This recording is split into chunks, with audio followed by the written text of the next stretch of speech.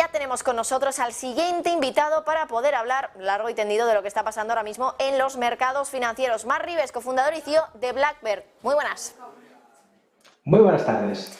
Bueno, Marc, sobre todo hoy los mercados con los oídos puestos, como decía, esta tarde a las 6:40 cuando empieza a hablar Jerome Powell. Tiene un trabajo importante porque es verdad que después de que la semana pasada no se entendiera del todo su mensaje, o al menos eso creemos nosotros, ¿no? Porque siempre hemos venido diciendo últimamente que la Reserva Federal no quiere que las bolsas suban demasiado porque se podría dar una falsa sensación de que la inflación ya es cosa del pasado y por tanto que la gente siga creyendo que tiene mucho dinero, que las cosas vuelven a subir como hasta ahora en los últimos años y de nuevo pues impulsen el gasto y eso haga que la inflación vuelva a subir. Así que Powell tiene un trabajo duro hoy, sobre todo después también del dato de empleo del pasado viernes, que era un dato espectacular que da más manga ancha, más margen a la Fed para seguir siendo agresiva.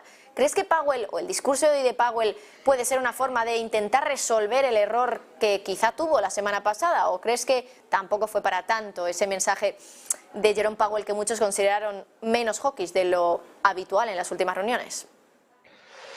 Vamos a ver, porque la verdad que se pronunció de manera favorable incluso al dato de paro, diciendo, quitando trascendencia, ¿no? Diciera que era un dato, bueno, pues transitorio.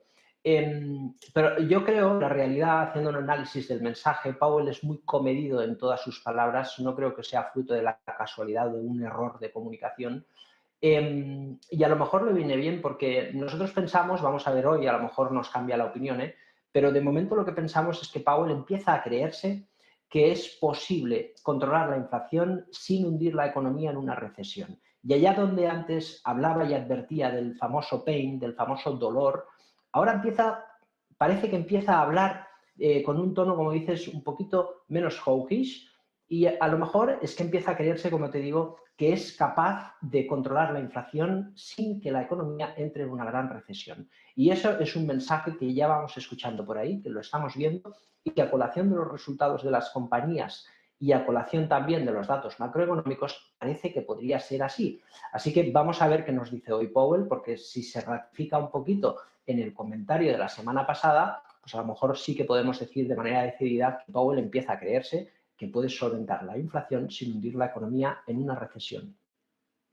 Bueno, pues desde luego que vamos a estar pendientes. Esta tarde, como les decía a los espectadores, vamos a retransmitir en directo aquí en Negocios Televisión esa comparecencia de Powell y también ir traduciéndolo e ir analizando un poquito más, dando interpretación a esas palabras que vaya diciendo el presidente de la Fed. Así que emplazo a todos los espectadores a esta tarde, 6:40, estar con nosotros también en Negocios Televisión. Quería hablarte también, Marc, del movimiento, podría decir escandalosamente alcista que vimos ayer en Bed Bath & Beyond, una compañía que ha dado muchos sustos, muchas penas también este año, en los últimos meses, sobre todo en bolsa, porque es una empresa que ya ha dicho que potencialmente está al borde de la quiebra y que podría tener también que pedir ese concurso de acreedores. Bueno, ayer lo que se conoció es que el Wall Street Journal dijo que la empresa podría haber obtenido el respaldo para una ampliación de capital de 1.000 millones y se disparó tanto que casi duplicó su valor en una sola jornada, 92%. Claro, hoy en preapertura está cayendo un 30%, pero en definitiva, ¿cómo ves este tipo de movimientos o qué puede haber de trasfondo, ¿no?, en estos movimientos? Me recuerdan mucho a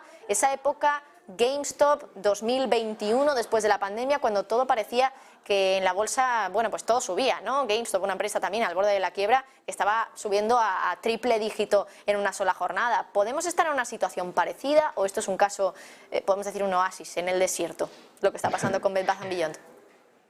Sí, bueno, utilizando una palabra que decías antes, ¿no? Puede que el limpiabotas ahora se llame Reddit y Reddit efectivamente es una comunidad que tiene muchas capacidades y muchas ventajas en cuanto a la unión y fuerza que pequeños inversores pueden tener a la hora de invertir en una compañía de este tipo, pero luego pasa lo que pasa y hay que aprender porque lógicamente la mejor manera que hay para sobrevivir en este mercado o en este oficio es evitar los problemas y es muy simple, ¿no? Y sobre todo en las compañías americanas, porque la ley americana es muy estricta en el Chapter 7 y el Chapter 11, lo que aquí es suspensión de pagos y quiebra técnica, y en Estados Unidos una compañía puede quebrar, limpiar todas las acciones y emitir nuevas acciones y empezar de cero. Luego los bonistas son propietarios y los accionistas lo pierden todo. Lo hemos visto en General Motors, una compañía de las más grandes del mundo y que ahí pasó hace unos años, por ahí en 2008 creo, ¿no? Entonces, hay que evitar este tipo de historias porque al final calentar un valor fruto de la especulación y de las ganas de muchos accionistas de que un cierre de cortos pueda llegar a la estratosfera, la cotización, pues es algo que pasa, pero luego ya lo vimos en GameStop como el mercado pues siempre se acaba imponiendo, ¿no? Con lo cual seguramente vengan por ahí los tiros porque una compañía que está a punto de quebrar y que necesita 1.000 millones para poder sanearse, sin duda no es ningún buen augurio. Por cierto, citabas lo de limpiabotas, y es que antes, bueno, ya lo he comentado, pero para los espectadores que se acaben de incorporar, estábamos viéndoles a los espectadores también un gráfico donde podíamos ver que los minoristas, el volumen negociado por minoristas había vuelto a subir y que de hecho desde que comenzó 2023 se había disparado un 50%, según datos de Banda Research. Y hablábamos de cómo Rockefeller decía en su momento que cuando el limpiabotas invierte en bolsa, él lo vendía todo. Pero no sé si ahora vuelve a ser así. Es cierto que al final siempre se dice que el dinero inteligente es el dinero de los institucionales, ¿no? De los inversores institucionales que realmente son conscientes de todo lo que está pasando en el mercado y que hay que poner un poco en cuarentena cuando el mercado sobre todo se mueve en base a los movimientos de los minoristas. Pero podemos estar hablando, Marc, de que puede haber un cambio de paradigma donde los minoristas ahora ya a partir de ahora siempre estén en el mercado, porque es que parece que siempre están, por lo menos teniendo en cuenta lo que pasa en bolsa. No sé si con mucho o poco conocimiento, pero desde luego que en cuanto ven subidas, lo estamos viendo en ese gráfico, se meten de lleno. Por eso del FOMO, ¿no? De lo que hablaba, Fear of Missing Out, miedo a quedarse fuera y perderse las subidas que estamos viendo. Hay un cambio de paradigma un poco teniendo en cuenta Reddit, por ejemplo, lo que tú también citabas, Marc. Yo creo que no, aunque es muy matizable mi no, porque en realidad esto es un mercado y no tenemos que olvidarlo nunca. Es decir, esto se mueve por oferta y por demanda.